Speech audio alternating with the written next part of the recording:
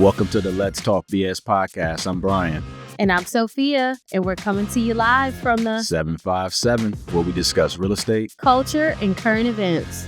Hey, good morning, Sophia. How you doing? Good. How are you doing today? Doing good. Doing great. We got a guest today here. We do. A very special guest. Yeah, a good colleague of mine, real estate agent, been working with for a couple years now, Lakala. Good morning. Good morning. And I always be saying, am I saying your name right, or is there people? You are. You just now thinking about that? No, I'm just saying. right. I was giving you because I'm terrible at introductions. Not before the camera. I'm terrible at introductions. And Sophia always gets on me when I introduce people. Okay. You know, when we have folks on here as guests, and so I'm like, hold on.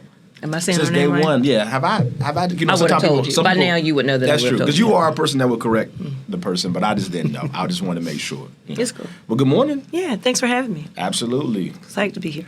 Yeah. How's everything been? I guess the last couple of weeks. How's business been for you so far?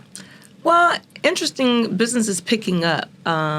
People had all kinds of thoughts around the elections and all that, and although there's no real hard data that it impacts the market, I think it does impact people's mindset and kind of the level of certainty. So a lot of people that were stalling wouldn't call me back. I'm getting return phone calls now. So that's cool. Yeah. Things are starting to pick up. So looking forward to a strong start of 2025. Yeah. And on the mortgage side of things, we got that a lot, too. Really? Yeah. Oh, we were going to wait and see what the election does with the rates, like as if the election was going to drop rates from 6 or 7% down to 3%. At day one, as of November 6th, right? Yeah.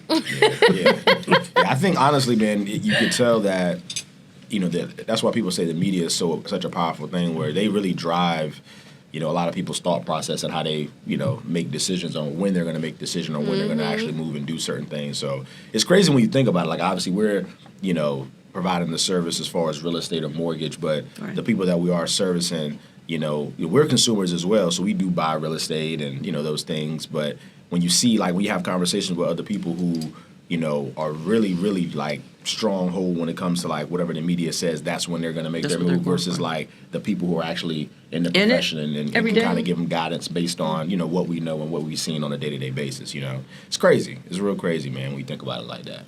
Absolutely. It's just like when you go shopping, right? The workers in the store know that sale ain't. The real sale was the week before. Yeah. You may want to wait and come back. You might want to wait until after Black Friday to buy those. I'll let you know when I actually go buy stuff. That's when you need to come. You know what I'm saying?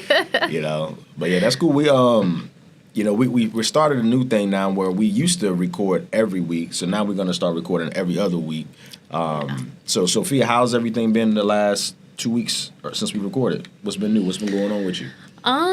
Let's see. So I have a upcoming closing on Friday. I helped a guy refinance, and even though rates are a little bit higher, he was able to utilize the equity in his property to pay off all his debts, and he's actually saving $1,500 a month in payments. So, okay. And we only increased his mortgage by $400. Gotcha. And in 2 years, he was able to gain $70,000 in equity. In 2 years. I helped him buy in May of 2022. Oh, wow. Which city did he buy in? He bought in Virginia Beach. Okay. Yeah. Gotcha. Virginia Beach. So you already got the appraisal back on the Got the appraisal. We're closing. We're cleared. Oh, word. Okay. Closing on Friday. So the best 3 words in real estate. Clear to close. Clear to close, man. Tell me about it. I sent a text out yesterday. I got a buyer who's closing on Monday. Real nice couple too, man. The wife, she was in the military as a nurse, and now she practices. She has her own practice now. She's a doctor. And then the husband, I can't remember exactly where. I think he works at the shipyard or something like that. But they do very well for themselves, and I sent out a message to them that they're clear to close, and they were super excited. They were like, "Yay, we get to get in the house and have our first Thanksgiving, you know, dinner at our house and everything." So it was cool. That's exciting. It was really cool. It They is. got a young family too. I think they have like a 2-year-old, if I'm not mistaken. So I was excited for them. You know, love sending those messages out. And then twofold, I got another purchase that I'm helping right now that they got. Oh man, it's just a whole bunch of stuff, man. I got a literally. We're supposed to close on Monday as well, but I don't know if that's going to happen right now. Reason being is I got an updated bank statement. I think it was yesterday. Yeah, yesterday. And the person has negative $945 as their ending balance for the month of October. You know, I've actually had that happen to me before, and it was my fault. Oh, for real? Yeah, that's what they told me. It was my fault. Oh, the person told you that was your fault. The agent. Sorry, Lakala. The agent told you it was your fault. Yes. So, you know how sometimes, depending on how bank statements go, even if I do a TBD approval, which is an upfront approval where we submit it to a live person and they go in and take a look at everything, there's still time between when you go under contract and when you actually close. Right. So if there's a need for an updated bank statement, then of course we have to ask for it. Well, in this case, we did. And when we got the new bank statement, they spent half of the money that they had in there. What, getting ready for the house? No, just spending, because we had already checked that, right? Yeah, so they thought they was past that checkpoint. Right. And so... people think that. Yeah, they when do. When they get approval, it's done. It's done. We're good. Yeah. So in this particular case, we needed reserves, not necessarily the funds to actually close on the house, which I had stated multiple times. Did you tell them? Yes, absolutely. Yeah. In the beginning, because it's TBD approval. So what's TBD? TBD means that I've submitted it to a live underwriter, not just the DU underwrite. Yep, to be determined. The only thing I need is the address, right? And all of these conditions are up front. So these are all things that are known. Even if I forgot, I knew, my assistant knew, the underwriter gave me the list. It was sent out multiple times. So the processor then, once it goes under contract, takes over the file. So it's not coming from just one person. It's coming from me. It's coming from my assistant. It's coming from the processor who takes over the file. So these are 3 different communications that this person is getting saying, hey, you need these reserves. So how y'all resolve it? We had to wait till they got money. They ended up getting a gift, but it was just my fault, apparently, that they spent the money. So so my situation, things happen, and that's out of our control sometimes. Yeah, I was gonna say my situation was just literally. I mean, we were approved and everything, and what we needed to do was we have to source the earnest money deposit. So obviously, you as an agent. When you guys get someone under contract, they typically have to provide some type of earnest money deposit, which is kind of held as collateral. To it didn't come out of their account. So what happens is we have to get their bank statement to see that the money came out of their account, so we can actually associate it with the transaction. Because if it didn't come out their account, then we can't apply it or put it on the closing disclosure. And so we were requesting the bank statement. Kept getting a runaround about it because he has a Chime account. So we kept getting a runaround about how he couldn't do it. It was impossible to do. So finally he was able to do it. And I think really now looking back, the reason he couldn't find how to do it was because it didn't come from that account. Well, it came from the account, but I think he didn't want me to see that he had the negative $945 as his balance. And so obviously now that, that just messed up a lot of stuff, So now we have to wait till his account is in the positive. They sent me something last night, so I don't know, man. We're gonna see if it works, man. I don't know, but just speaking of a situation where send out a good clear to close text message, and sometimes you have like, hold on, we need a little bit more time. Not so fast, like Lee Corso. Yeah, exactly. Not so fast, exactly right. Yeah, so we need a little bit more time to kind of figure this thing out, So yeah. But what else you got going on? So you said you got a closing. What other things you got going on? What's been going on, I should say? Outside of that, just me, volleyball, killing me. Okay. Yeah, my daughter plays high school volleyball, so because of her age, she's in the 16-year-old bracket. She has practice from 7 p.m. to 9 p.m. Wow. And it's killing me because I'm usually on non-practice nights. I'm in bed by 7:30. What? Yes, I'm like an old lady, but I'm up at 4:30. Shoot, I'm in bed earlier than that. What you mean? Yeah, I'm in bed by 8:30 every night. I just said 7:30. Oh, see, I just said 9. Central Time, Eastern Time. Yeah, I got a message I was looking at, so that threw me off. But go ahead. So yeah, it's killing me, and so I'm just like, oh my God, like what am I gonna do? And I got a message from the teacher saying that my 5-year-old fell asleep in class, and I was like, oh, Lord have mercy. Boy, girl, boy. Why? Because he be hanging out with you during. Well, the he has to. Yeah, he has to come. We're in the car. It's not like we're in the practice, but because he's not in bed, some days he will take a nap, but some days he's like, "Nah, I'm up with you." Like we here. So she has to complete her homework before practice. Yeah. What grade is she in? 10th. Is she gonna play in college? I don't think so. She might. Oh, this sacrifice. Sorry. Yeah, I don't think she is though. I mean, Is she competitive? she teeters the fence. I feel like that. Some days she competitive. Some days she's like, Depends on yeah, how she feel. yeah, yeah. It depends on her teammates for her. Like if she feels like she's with a team that drives her, then that's when she gets excited. But if she's the best person on the team, then she's unmotivated. Okay. Which That's I can understand. Yeah. But we'll see. We got 2 more years. And then outside of that, I went to go see the movie The Red One with my kids. It was really good. It was hilarious. I mean, I like The Rock, so do you guys like The Rock as an actor? Oh, yeah, I like The Rock. Yeah. So it was a really good Christmas movie. Okay. I wasn't expecting for it to be as good as it was, but it was really good. Sounds like you enjoyed it. Yeah, I did. I'm a Hallmark girl. Hallmark, Oh, me too. I am the person that watches all the corny Christmas movies. And we already know how they're going to end. Yeah, we already know. Somebody's going to be in love. I don't know if you cry. I don't know if you get like all happy about it. You go back home. Yep. And you hook up with whoever. The right one. Yep. No, who you missed out on. Yep. Did you watch the one with what's his name? Devon and Christina Milian? Is it a rerun? I haven't watched it. No, it just came out on Netflix. I'll get caught up next week. Yeah, it's really good. It's good. That one isn't your typical, actually. That one actually I might be a little surprised. You might be a little surprised with that one. Yeah, I've already watched it. That's funny. I hadn't gotten to, I know Brooke, my wife, she was watching them this past Sunday. Because Sundays, me and my son, we go either like in our sunroom or my man cave, we'll watch football the whole Sunday. And so her and my daughter, they'll lock in and we'll start. And she told me that this past weekend they started watching a couple of them. I'll start watching them too, like, normally I watch them like during Thanksgiving, because like my parents, everybody's over, we're at their house, so the movies will kind of be going on. We got football on one TV and the movies and stuff, so they I kind of lock in. Yeah, I kind of that pull does it right. It pulls you in, even though you know how it's going to end. You still end up wanting to know see how. It's a feel good movie. Yeah, you want to see how it actually happens. You want to feel all those emotions that come with that. Why that'll never happen for me? That's what I be asking. I don't know. Maybe your time is coming. Maybe. Maybe your time is coming. We need a Christmas miracle. Is what you're saying? Yes. I feel you. What about you? How's your week going? Or how did your last couple weeks go? Yeah, they've been good.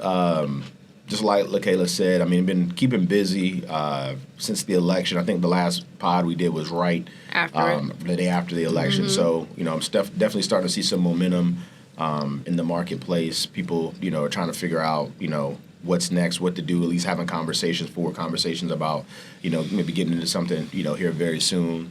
I even had similar situation what you said, Sophia. I got a person who I'm helped refi in, same thing where their rate right now is like a 2.75, so they have a really, really good VA rate, but, they've developed a lot of debt and credit card debt and things over the last couple of years, so they're leveraging their equity to be able to refinance and then, minimize their monthly output. I think they're saving like $600-700 a month by doing it, so the rate's going to be higher, but, the equity has grown so much over the last couple of years that they can pay off all their debt and literally just have one mortgage payment each month, and that be it for them. And that's what people need to hear, particularly people that are so stuck on, why would I ever get rid of this rate? Well, it just depends on what makes sense. Correct. Absolutely. For you and your family. And definitely for me, I feel like we're in a sweet spot right now. And what I mean by that, you actually could have the opportunity to negotiate. You do. So people that are waiting, particularly now, we're embarking on holiday season. I always feel like it's the serious buyers that are out. Days on market have increased. Yep. So homes are sitting 30, 60 days. So sellers are a little more inclined to want to negotiate, but you got to be able to look at everything. It's no slam dunk. But if you want that shot, this is the window. You wait till, it turns in January, you don't know what that may bring. Yeah. Because I'll sometimes witness a huge difference just in a matter of 3 weeks or so. No, that's a fact. It's funny. I know I normally, I'm sitting here doing like business planning, things of that nature, getting ready for the next year. And even if you look back at like my numbers historically as far as helping people buy houses, it's oddly enough, December is typically, if not my highest month of sales, it's definitely in the top 2 or 3, every year. When normally the summertime is when people do most of the moving. But every year over the last, I can think of the last 5 to 7 years, December's been a high month. Like you said, just for the same reasons you just mentioned, they have serious buyers out.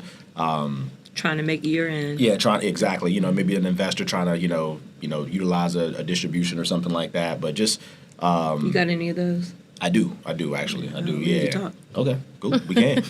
But yeah, it's like I said, this time of the year, I feel like you said it's a lot of you have more leverage. It's more of a buyer's market in the sense where you can negotiate closing costs. You can negotiate price. You can negotiate all those different things. Where in a market where there's a lot more buyers in the pool, it's not going to be as favorable to you as far as the negotiation aspect of it, you know. So one thing I have been seeing, though, is like with that, what comes with that is buyers, man, being very picky. They're very picky. I've been on the phone the last week and a half, 2 weeks. That's what just has having changed. Conversations of like it's just crazy. Like that something changed, or they find a house they really, really like that maybe $5,000 over what their monthly payment where they want to be. And it's like they're willing to. Yeah, like let's say for instance the price over the monthly payment. I'll tell I said you. price. Oh, price. No, I said sales price. You said payment. You but said go ahead. payment. Yeah, no, Okay. I got you. I was about to say I would decline that as well. Yeah. So what I mean is that like let's say for instance they're pre-approved for like $300,000, but they no. So let's say they're pre-approved for $300,000, but the monthly payment of where they want to be has them right at like $270. Right, so $270 gets them at, let's say, a $2,400 payment, right? They'll find a house that they love that's $275. What? So they qualify for it, but their sweet spot of where they want to be payment wise, they're like, that $5,000 difference. Let's say it's a $70 monthly difference in where they want to be as far as they're selling. Like I'm having buyers like, I'm just gonna find something better, and me and the agent are kind of having conversations like.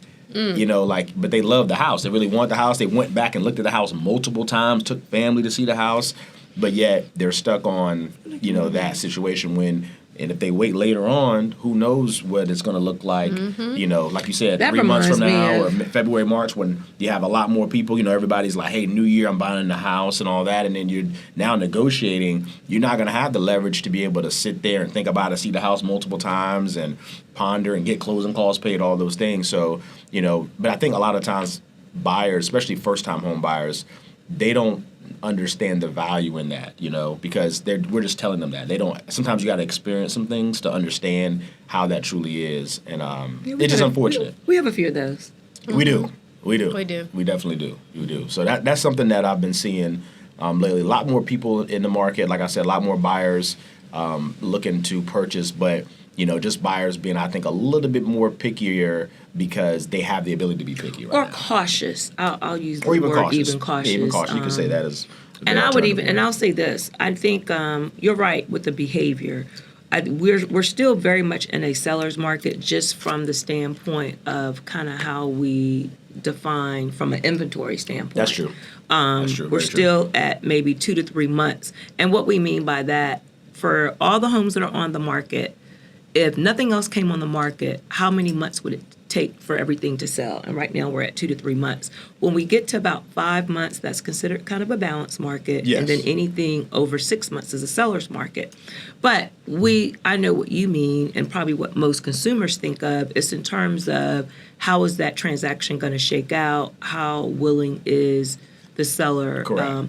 And likewise, the same thing happens with sellers. This time of the year, you start talking to people who are considering selling, and everybody wants to wait until the spring because they feel their yards will look better. Yeah. And it's like, but you're going to be competing against so many other people. Yeah. So I'm trying to come up with the messaging of getting people to get prepared, because to your point, where 2 or 3 years ago we were waiving inspections and all that bidding stuff. 30, 40,000. That's over not asking. happening as much. And sellers think when it's a seller's market, I don't have to do anything. Yeah. And if they would just be more proactive in making certain that the condition of the property is ready, they would keep so much money in their pocket. Because when you can look at, okay, I need to work on these gutters, now you have the ability, you can fix it. your uncle can fix it. But once a buyer's in that equation, they're dictating who has to repair something, and 9 times out of 10, it's going to cost more. Yeah, and I'll even say this, I'll add to your point, like, I've seen this as well, kind of, even expounding upon that, like, you have, there's a lot of turnover, like, when it comes to people selling houses. They say people normally move every 3 to 5 years, right? Mm-hmm. So you have a lot of people who bought during, like you said, the pandemic time, right? Let's say 2020, 2021. Mm-hmm. Now they're in the market as a seller. They're trying to sell their house. Mm-hmm. And so when they bought their house, they didn't have to. I mean, like the seller didn't do. Seller have to do any type of repairs. Like you said, they bought it as is, whatever, right? So now they're in the reverse of that seat. Now they're as a seller, so they're feeling like they don't need to be doing those things when the times are totally different. Like the times dictated those actions and those negotiation tactics that people were able to, maneuver through then. But it's totally different now. So as a seller, you can't. Because I can't say I've seen a lot of deals recently fall apart because of picker items and things like the willingness and not willingness to do certain things because hey, I didn't have me having conversations with some of my agent partners and like they're like hey they're just not willing to do it because they felt like they didn't have to do it when they bought their house absolutely. Or even like we have buyers or sellers who go to their family members who aren't actively in the market. Maybe they once bought or sold a property 10 years ago and then they describe what they experienced and then all of a sudden that becomes the Bible. That's what you're supposed to do. They did. Yeah. That's exactly right. And that can definitely frustrate someone like yourself or even I because it's like we're in this every day. We know we've shown or you've shown 12 to 25 houses in the last 2 weeks as opposed to your family member that purchased that house 10 plus years ago. Yeah. Right. Correct. Yeah. Well, one way around that, not around it, but that helps a little bit. If someone is open, people have to be open to hear you. I try to talk about all kinds of scenarios during my buyer consultation, and I'll tell them I want to talk about things that I'm seeing now, where there's no house on the line, so that later when there's a home or property of interest, you're going to remember, oh yeah, she did talk about that or mention that before. And I try my best to put myself in other people's shoes. If I was hearing something for the first time, how would that make me feel? So I try to bring up a lot of these scenarios and examples that we're just chatting about right now to people when they're looking at it and say, how would you feel about that if your only way of winning that bid would not, to have the inspection?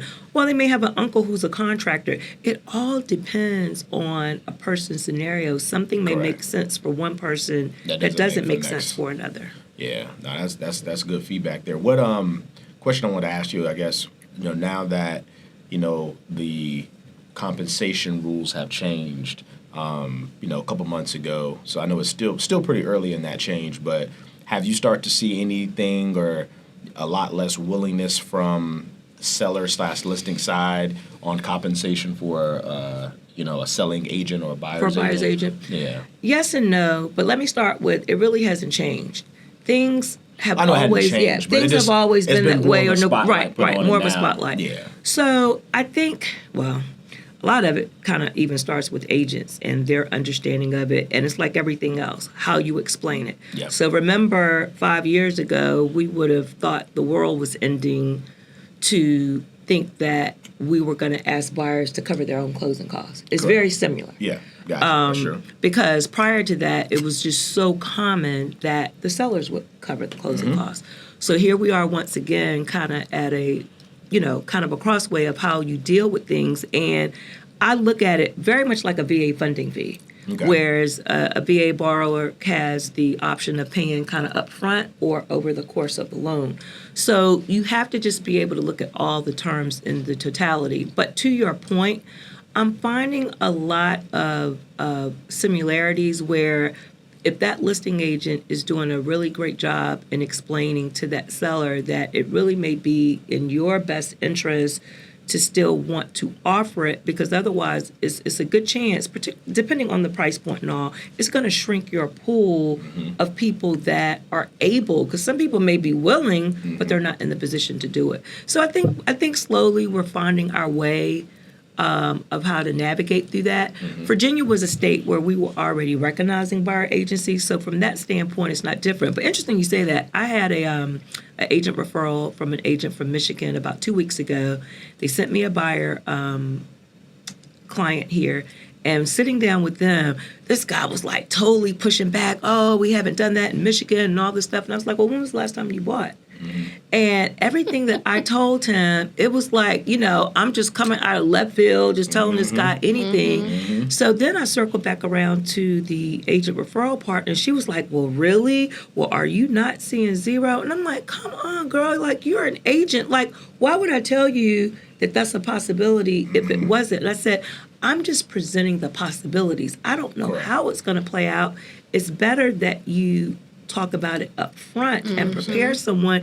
It may play out that they don't have to pay anything. I'm not obligating you to do anything. I'm making you aware of it. Yes, correct. You need to know the worst case scenario. Yeah, because I've been hearing stories with new construction. The agents haven't discussed it. They end up on new site, and then they go, oh, by the way, that doesn't work out too well, particularly when it's to the tune of maybe $15,000 or so. Like, how are you going to get them to do that? Correct. Yeah, and I've heard that as well. I've heard those horror stories recently as well. A couple of buyers and agents that I work with as well on new construction. So, but I think it boils down to us slowing down enough. And that's what was so challenging a few years ago. You had to always be able to move very quickly, but you got to slow down enough to put more time on the front end and make certain that people are tracking with you. And that tends to kind of alleviate some of the confusion and stress. It may feel a little weird because, like you said, somebody called you Christmas Day for a letter. Buyers are always ready to go. Hey, I want to go see this house. That's great. But we got to sit down and chat first. And it's going to be worth your while. And as an agent, I have to feel comfortable enough that what I have to share, what I have to tell them, that is something of value and it's going to help you in the long run. Help them in the long run. I think I saw on social media, and I didn't dig too deep into this. Social media. It's the gospel. Where, some people's gospel. But like I said, I didn't dig too deep into it, so I'm just going to ask you about it. Have you seen here recently where they're allowing non-agents to be able to access the MLS? Like third parties? Maybe for sale by owner. I don't know about that. There's things that are constantly evolving. You hear different things about things with Zillow. So I don't know in the same way that an agent would be able to. I'm assuming so. Yeah. How would they do that though? I don't know so much about that. Now, of course, appraisers maybe they pay a fee to like a one-time fee or maybe a monthly subscription until the home is sold. I mean, but that's fine. But I don't know that would put them to an advantage. I mean, for the most part, you're gonna So they're not gonna get in and see something that would only be like for ours only. Because even going back to the whole compensation conversation, that's not in there. So even if they did have access, not that I've heard anything directly, I don't know how that would necessarily put them at a benefit. Absolutely. Yeah. And, even if you are a for sale by owner seller, it's always going to benefit you to have a real estate agent because there's things when negotiating the contract that that they don't obviously know. That they don't know. And that's the message. I mean, a person has a right to do whatever they want. I mean, that's first and foremost. But most for sale by owners are only going to be concerned about the price. Yep. When they got money floating out the back door because they don't know what to pay attention to, especially around here when it comes to crawl space and moisture, termite. That money that you think that you're saving for a fee, it can easily go out of the door and you're not even aware. I've had several title companies to tell me, oh, yeah, I've seen people leave money on the table. Oh, yeah. The house that Magnus bought. Me too. He should have paid more for that house. Think so? Of course. Yeah. But, I mean, I was representing the buyer. There's no way in the world I would have said that to the seller, but they were so convinced that they were saving money. Yeah. I had a situation for sale by owner where the listing or the seller sold the property to the buyer for the assessed value. So it's funny. That's so crazy. if you know what I mean, you know what I mean. I'm not gonna go into details on that, but if you saw Lakala's face. It's funny. So I literally yesterday, I was talking to my barber because he's a vet, and we were just having a conversation. and he was asking me about, because he has a property that he was looking at potentially selling. He had bought it for an Airbnb, and then they had some cutbacks and things, but he bought it right before the pandemic, so he has a lot of equity in it. So he was going to look to sell it and invest more into other things. And so it was funny. We were having conversations, and I had to kind of stress to him the importance of having a listing agent, because he was asking me like, hey man, he was like, I'm looking at trying to sell my house, but I want to do it myself. And he was like, so like, do I get like an appraisal done? I remember when I bought the house, I got an appraisal done as a buyer, but he was like, as a seller, do I get an appraisal done? And Here we go. So he's just asking me these questions, and I'm like, man, that's exactly the reason that you need a listing agent. Like, the agent's going to be able to really have that information and be able to explain those things to you that, you can be out here maybe losing money. You may think that, hey, you get an appraisal done, or hey, you look at whatever information someone tells you, that's not the professional. They may lead you in the wrong direction, or not necessarily having you maximize your situation and being able to, not get as much money from the sale that you're looking to get. Because there's so many strategies, and you have to be a seasoned person to know how to navigate. Yeah. It's not just the price. Correct. Absolutely. I mean, I can Correct. remember when things were super competitive. This one transaction that comes to mind, I beat out 15 offers, and my person was not the highest price. Mm-hmm. Because you have to get in there That's a fact. and try to figure out what's going on, what's going to really help this other side the most. And it Correct. was time. Correct. And if you don't take the time to dissect that, and you just send the offer over blindly and have no idea, Yeah. that's just like, a sporting team that's always looking at film. You got to know what's going on the other side to really know how to best position yourself. That's a fact. Yeah, that's a good way. That's a good analogy. Yeah. I love it. Yeah, Yeah, you that's a good one. absolutely do. Yeah. So. Yeah. What so one of the things that we wanted to start doing is to have some of our agent partners come on, and you actually gave me this idea. So obviously that we had to have you come I here did. first. Ding, No, ding, you ding. did, Yeah, and now we got to have like live questions the next time. Yeah, And yeah, have we could- callers. We'll take caller number one. right. Nah, I think that's a good idea too.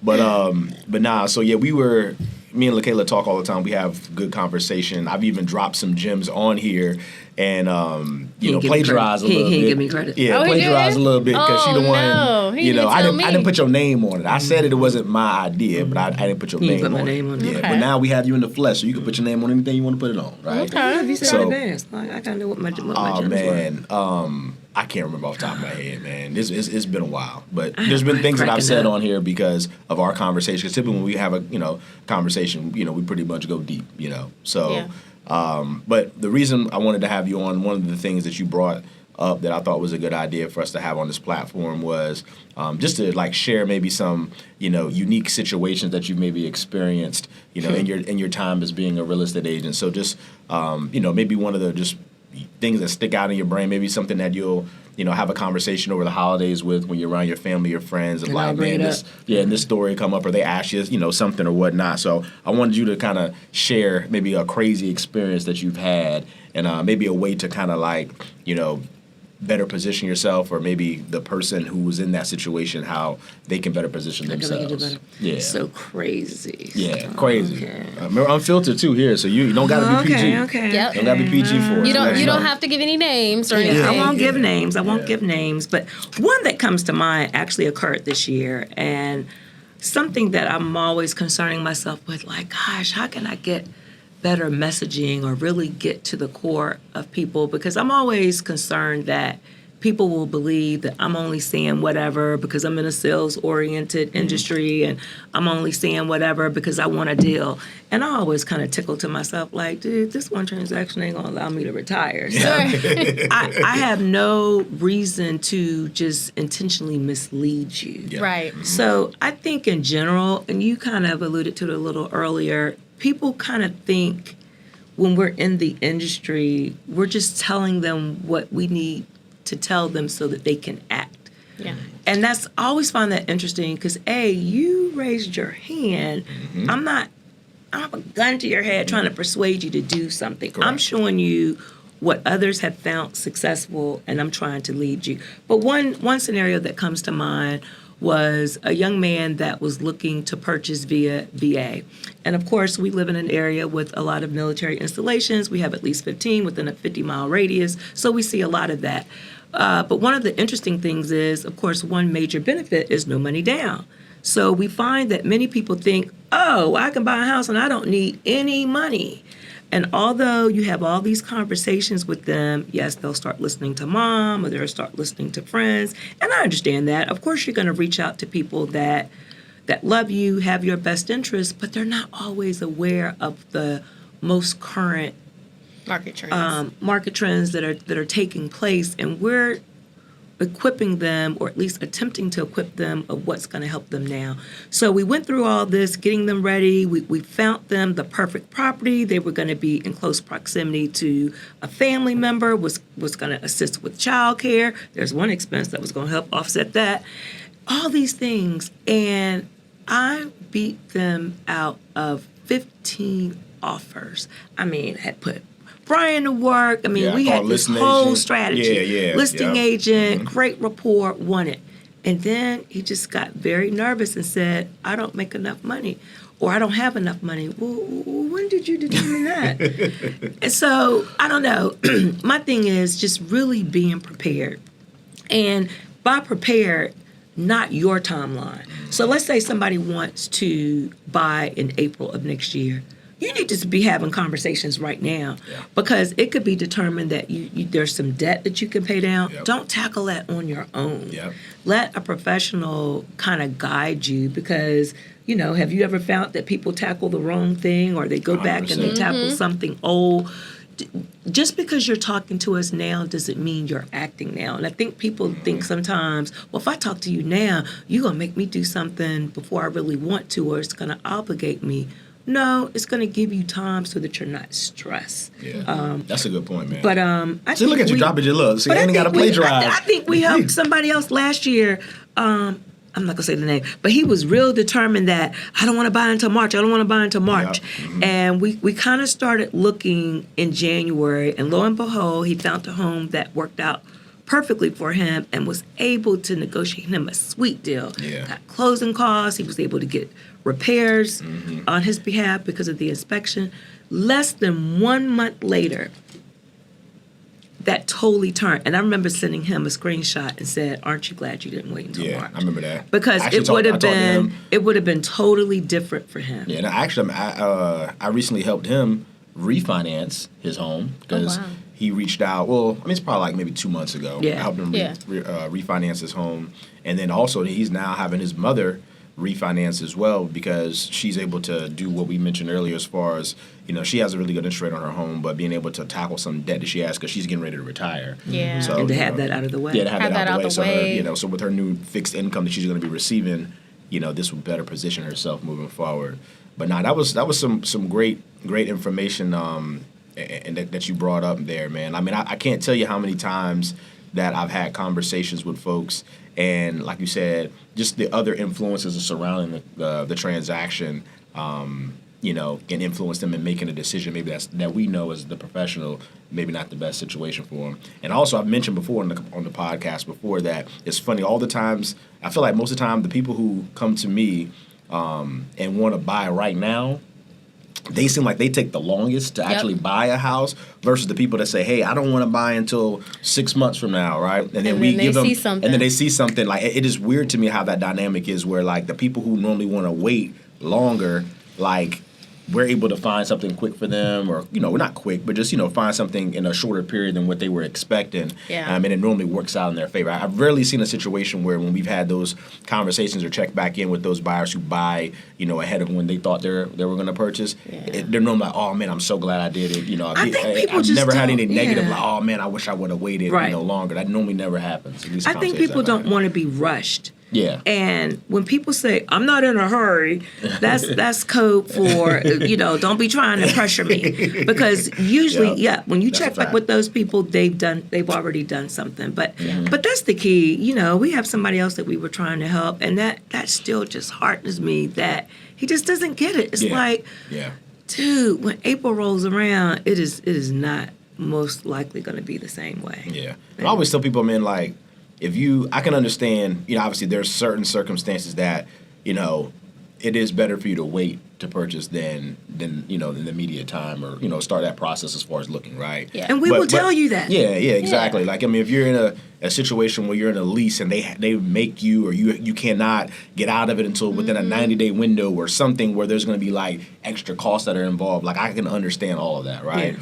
But when That you can't cover. Sometimes you got to look at that, because sometimes that can be negotiated. Exactly, but those circumstances are things that I can understand. But when people Versus just sitting people on the just say, "Hey, I sideline. just want to wait," and there's no like solidified reason of why you want to wait. Or they're not willing to give you the information. Yeah, right? yeah. I mean, like those. I want to make more money. I want to make more money. Is That's- What are is you the doing? actual reason? What are you doing to make more money? Well, Yeah, people know that they have ways of making more money, but here's the difference. Happen. You're assuming that everything else is going to pause. Correct. That's And the part I now, was by gonna the say. time you jump back into the market, that extra money that you made is probably going to get quickly absorbed. Exactly. And that's what I was going to say is like, real estate is ever appreciated, right? So, you could least say, in this hey, market. yeah, I mean, you could say, hey, I'm going to wait, 6 months from now or whatever for, like you said, I've heard people say the same thing where I know I'm going to get a pay raise 6 months from now, right? But then when you calculate the amount of money they're paying in rent or paying for their housing between that period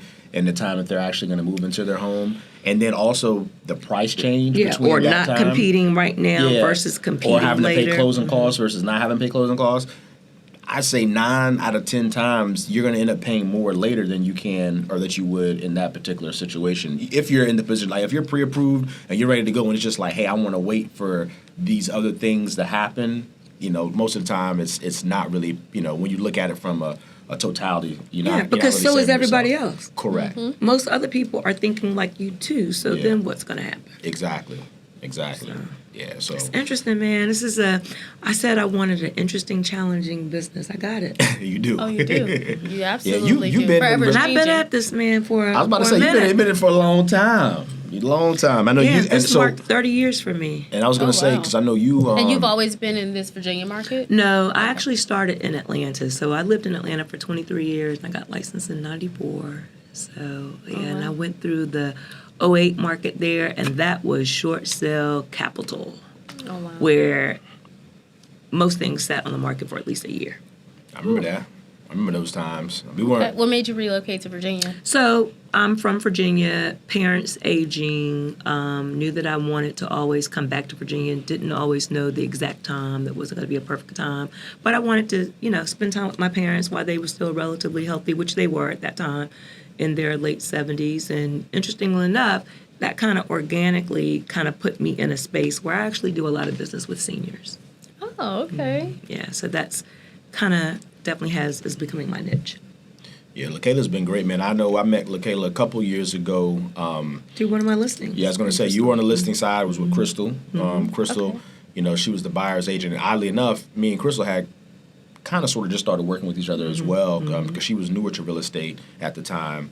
And Lakala was a pleasure to work with. I think we were talking about like football. I remember you went to the Rose Bowl Yeah, and went seen to the Rose Bowl. Penn State play. And, I'm a big sports person. So anytime an agent or anybody has conversation about sports, I can typically have a further, deeper conversation. So I thought that was pretty cool. So I was like, we have a like-minded, in that regard. So we ended up linking up, having lunch, and then kind of built a relationship and have, done several transactions since then. So I'm really grateful for, You're our a pretty relationship. cool guy. Pretty cool guy. I'm always appreciate it. cracking him up. Yeah, somehow. she is, man. She funny, man. You got a sense of humor out this world, man. It's Yeah, funny. like that one person that had the tattoo on their arm. Oh yeah. Y'all gotta let me in. I don't even know what's going on. Who had the tattoo? I mean, What you was can it? share. You can share if you want I to. forgot what it said. Wow, man, what did it say?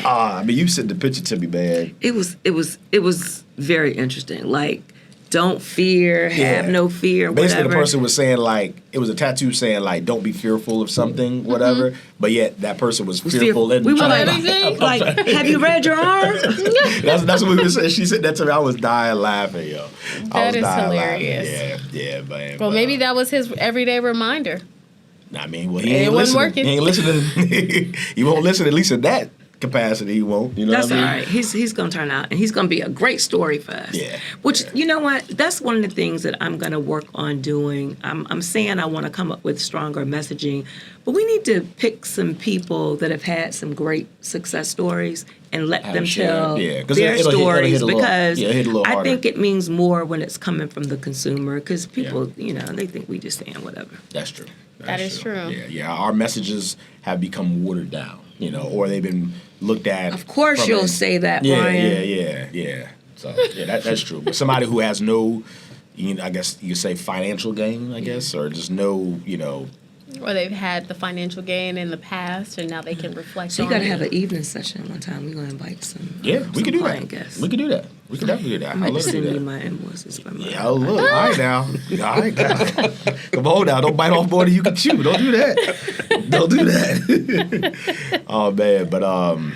But yeah, what about to say, this is probably our last episode, before Thanksgiving, because Thanksgiving is a week from today. Can you believe our it? last episode for November? Yeah, for November, right? Yeah. It was just 4th of July. I know. I know. I feel you. I mean, it's school just started back. Look. Yeah. This year's went by tremendously fast, man. My birthday's in 2 weeks as of yesterday. I turned a big 38, you know what I mean? Getting closer to that 40. My prime, you know what I'm saying? You know what I mean? What they say, 40's the new 30? Isn't that what they saying out here, man? Is that what they saying? I don't know, but 60's about to be the new 40s. So. Okay. I heard that. Look, I heard that. Black don't crack, baby. Yeah, look, I heard that. But what you guys got going on for the holidays, man? We got the holidays coming up. It's actually my favorite holiday out of the year. Thanksgiving is? Thanksgiving? Definitely favorite. Okay. Definitely favorite. Okay. But what you ladies got going on next week for Thanksgiving? Any plans? I'm being traveling? chilled. No. I'm hoping to get some rest, get caught up on a few things, probably catch some football, of course. Absolutely. I don't think I'm going to Blacksburg, though, to that game. The Tech, yeah. Who did Tech play? Virginia. Oh, Virginia. That's right. Every single year. That's right. Weekend. Yeah. That's rivalry weekend. Yeah, I'm tripping. Yeah. Go Hokies. Is it in Charlottesville or is it Lane Stadium? Blacksburg and then Lane. Okay. Yeah. So It's been a pretty good game this year too, because Tech's doing solid and UVA's doing solid. They pretty much. That never means anything. Yeah. In terms of when they get together, it's going to be all that's bets true. off. That's true. But they can't let them come to the lane now and act up. They need to do things. Yeah, they got to do their thing. Because you don't never know who's going to show up week to week. That's a fact. Well, I don't have anything going on. I mean, I usually host, and I'm not hosting this year, so I'm gonna, maybe not. We'll see. And my daughter, she's going to Florida. She's flying out on Wednesday. So For a game, for volleyball? Or no, just she's going to visit her grandmother okay. for the holidays. Yep. That's nice. So I'm letting her go. This will be the first time that she wasn't around for Thanksgiving. Yeah. Is this her first time traveling alone? Mm-hmm. Okay. Yep. Oh, it's a big deal That's then. exciting. It That's is. a big deal. It is. And I've started getting the Christmas list. Did you? These kids these days are something different. Oh, so She had a- start compiling. Yeah, she had a car on her Christmas list. Like a car? An automobile. Oh. Yep. She had a Louis Vuitton bag on this I list. mean, look, she see mama. I mean, well, I mean, you got Louis, you got a car. I got a job too. That's a fact. I'm just saying. I got a job. I'm grown. I just know. I'm just there's saying. a clear difference. I know how when I was young, I would look and see my parents. I mean, and I would look up like, okay, I want that too. Yeah, I remember your car story. Yeah. Oh yeah, That car story was funny. Yeah, thank you. What? Oh, with him in the drive-through. Yeah, McDonald's. Yeah. That's He's still that way to this day. I am. I am who I am. You know what I mean? Yeah. It's been times where I'm on the phone with him and I'm like, okay, we were talking about something business related, and I'm like, okay, I gotta stop and get some gas. And he's like, where your gas tank at?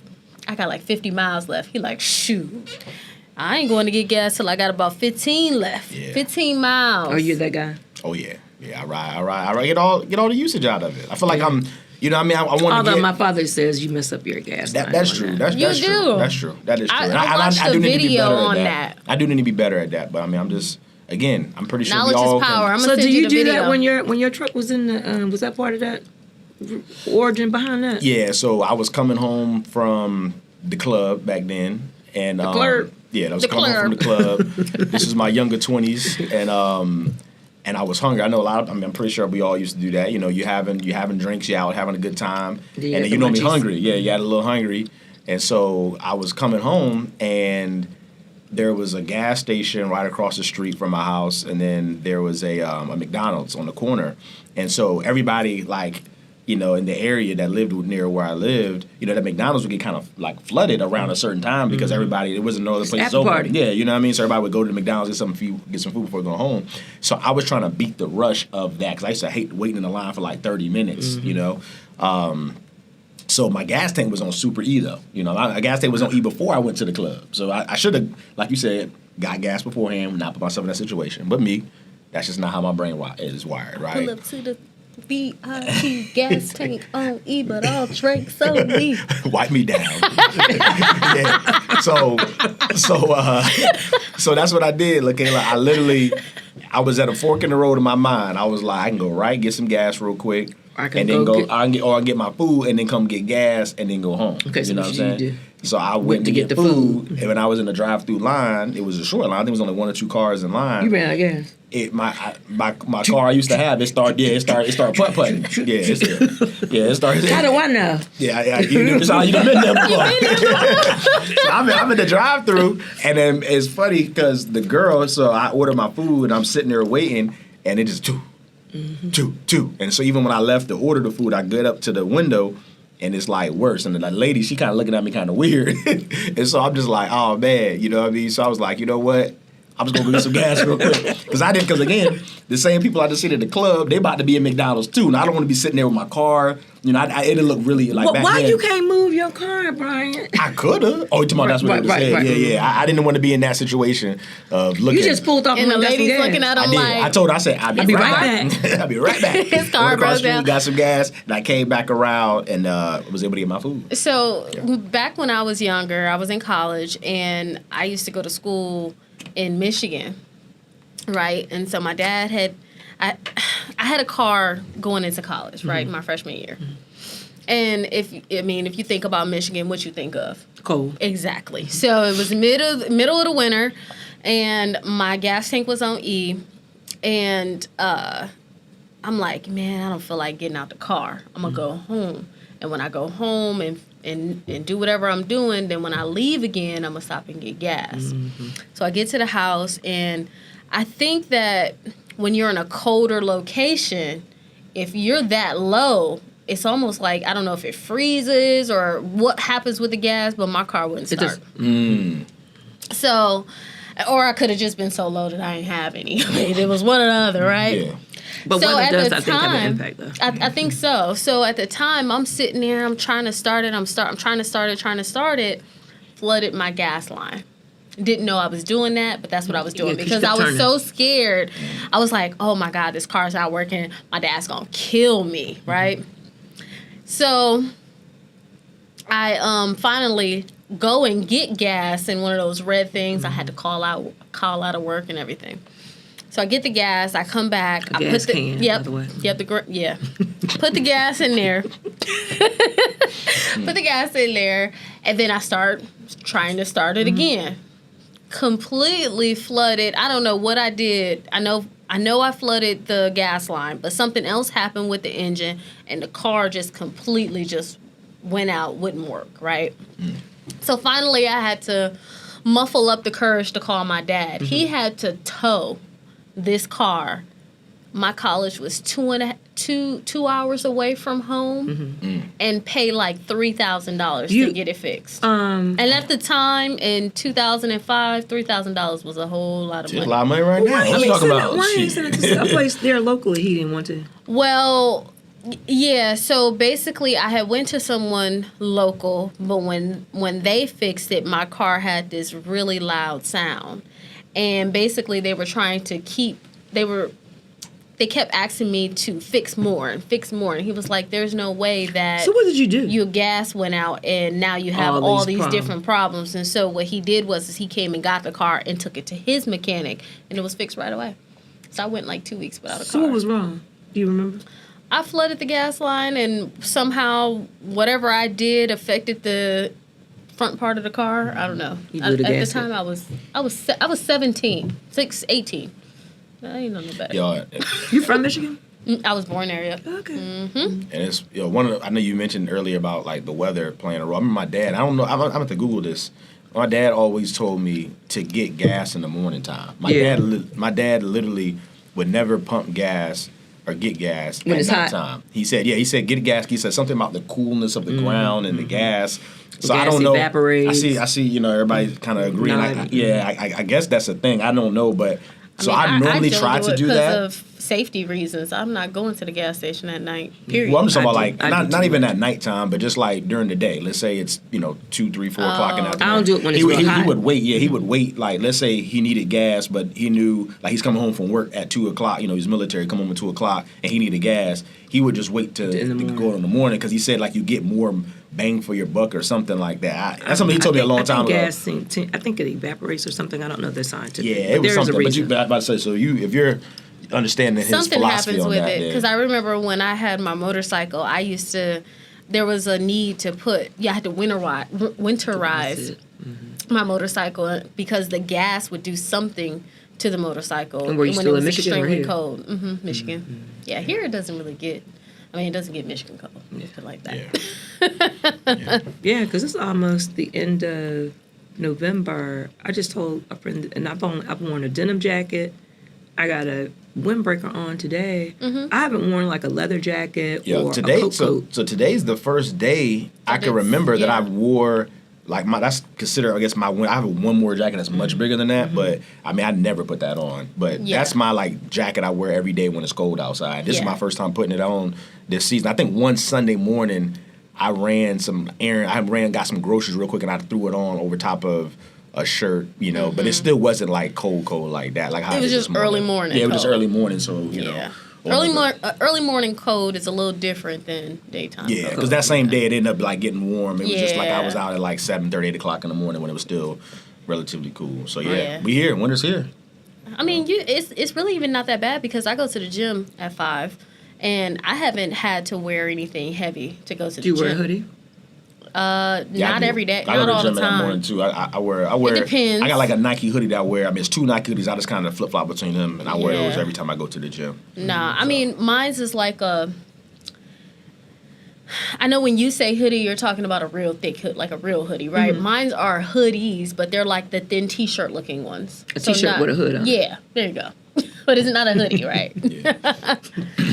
So that's cool. Well, again, I want to say thank you, Lakala, for coming by. It was fun hanging out with y'all. Yeah. I want to say thank you. Even though it's kind of a short notice. Too. Even though I ain't get a Fiji. But Nah, we got you. We'll be better prepared next time. That's cool. Maybe we'll have some adult beverages or something. You know all right, yeah. You said nighttime evening thing. We can do something. Maybe it don't matter. Something can go in my coffee. There you go. Take a sip. Some Baileys or something going on. You know what I mean? But now again, I want to. Oh, I'm an eggnog person. Let me give you another tip, man. Put some eggnog in your pancake I can't batter. do eggnogs, man. Really? I've been seeing online Pancake where I don't like where you batter. take your toast and you put it in ice cream and make French toast. I heard that's good too. Put it in, some French toast batter, pancake batter. You'll thank me. You may not drink it in a glass, but it's gonna spice up your pancakes. Man. Yeah, I'm gonna have to probably tell them. Look, he'd like it. You like it? You like that idea? Yeah, I might have to tell one of my parents about that and have them try it or my sister try it first. And if they like it, then I'll do it. I ain't gonna mess with it. Oh, you don't trust me? I trust you. Didn't we just go through this whole conversation about people tell you something? But that food is different, though. My palate is very particular. You know what I'm saying? Really? Yeah. Okay, now. Okay, particular. Sound a little bougie. That's what it sounds like. Yeah, that's what it sounds like to me. I like what I like and I don't what I don't. That's all. Right. But nah, I appreciate you, Lakala, coming through. Like I said, on short notice. I think this was a great episode, great content, good information for the listeners out there. Hopefully they'll find it helpful. Yeah, most definitely, and I definitely wish you a happy Thanksgiving. Happy Thanksgiving to you. Absolutely. Happy Thanksgiving. Happy Thanksgiving. Yeah, Cheers. Absolutely. Cheers. You silly bag. All right, well, that's all we got this week. Like I said, we're going to start recording every other week now. So you'll see us here in about 2 weeks, right around my birthday, So, right. It's your birthday. Yeah, I might have to do this a little something special because it's my birthday, But yeah, we appreciate you guys listening. Again, you can follow me on social media. I'm Bryan_Royster. And I am Sophia KB. Social media, you can follow the podcast at Let's Talk BSPD. Lakala Abrams. You can find me on Facebook. There we go. Absolutely. And if you're a real estate agent in the local area and you're looking to be featured on a podcast, please reach out to myself or Bryan, and we will definitely get you on the podcast. All right. See you next time. See you next time.